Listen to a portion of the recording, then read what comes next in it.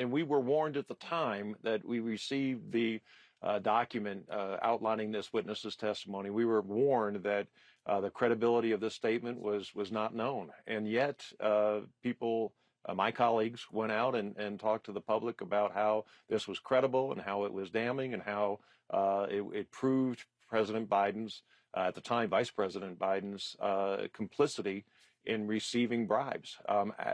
It appears to absolutely be false and to really undercut the nature of the charges. We've always been looking for a link between what Hunter Biden received in terms of money and Joe Biden's activities, or Joe Biden receiving money.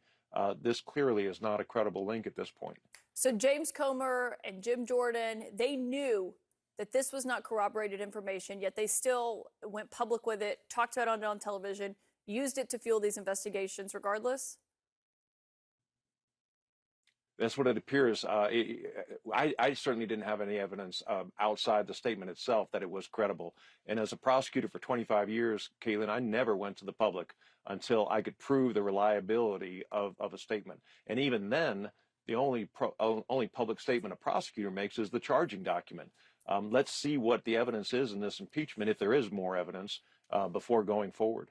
You've been very skeptical of this effort that was so clearly in the making, this impeachment inquiry. You still voted for the impeachment inquiry, though. Do you, now that what's happened this week, wish that you had not voted for that?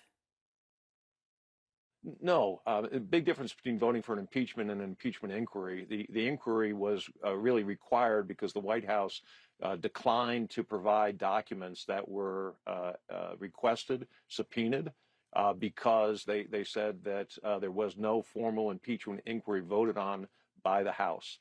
At that point, I thought there is no downside to voting for an impeachment inquiry. As long as the public knows and as long as my constituents know, I don't believe that the evidence is there that warrants an impeachment at this point, but certainly an inquiry allows the gathering of information. Let's gather information, but let's not draw conclusions before we have all the information. Well, now that the witnesses that Republicans have brought in have undercut their claims, the informant is indicted. James Biden today saying that his brother had nothing to do with his business dealings. Is it time for Republicans to drop this impeachment inquiry? I don't know. I don't know what all the evidence is, Caitlin, and I don't want to judge the evidence one way or the other until I have a chance to sit down with the investigators and go through the evidence.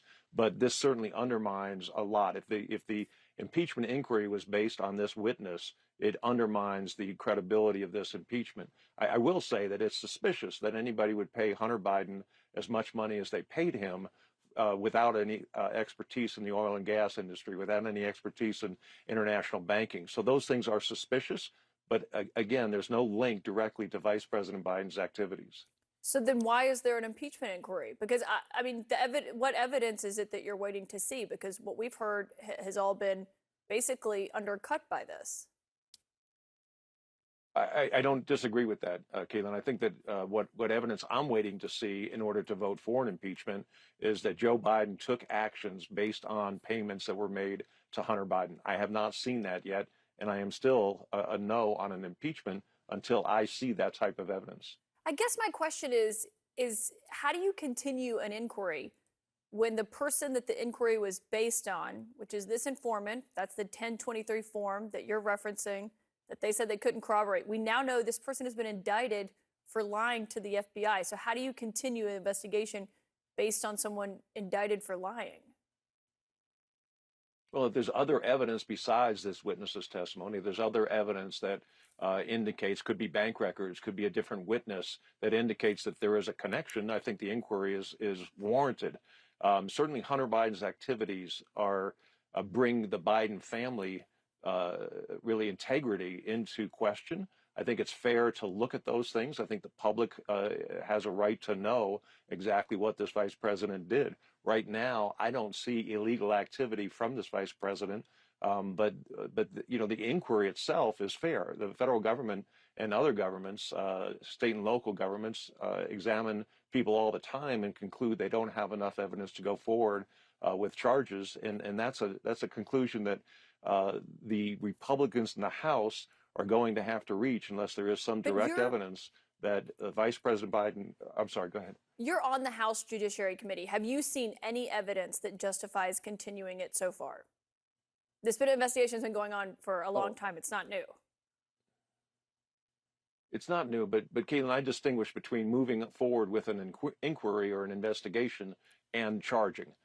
I absolutely think that an inquiry is fair. Looking at this situation is fair. Drawing the conclusion that Vice President Biden committed a crime, high crime or misdemeanor, or an impeachable offense, I don't draw that conclusion at this point. I, I think some people may look at this, though, and see even the handpicked witnesses by Republicans have undercut their claims. Here's what's happened here. And then they look ahead, to what's happening March 1st. A budget bill is due that we haven't seen any progress on so far, and say House Republicans are focusing on the wrong thing here. Well, I think certainly I voted against the Mayorkas impeachment. I've voted against some of the actions that I believe were political and not that really moved the ball forward in trying to help America at this point. I'm in favor of the Ukraine funding. It passed the Senate.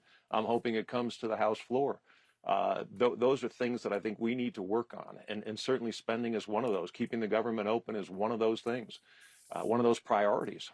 But this doesn't necessarily take away, this investigation doesn't necessarily take away from the resources that are necessary to pass those other very important bills. Yeah, I just think there's a lot of questions about the foundation of it and its very existence. Congressman Kim Buck, we'll see what happens when Republicans are back in Washington. Thanks for your time tonight. Thank you.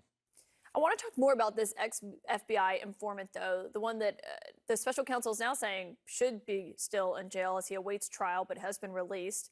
And this possible Russian intelligence operation that has clearly potentially made its way into Congress. We have the former CIA chief of Russia operations and also CNN's national security analyst, Steve Hall, here.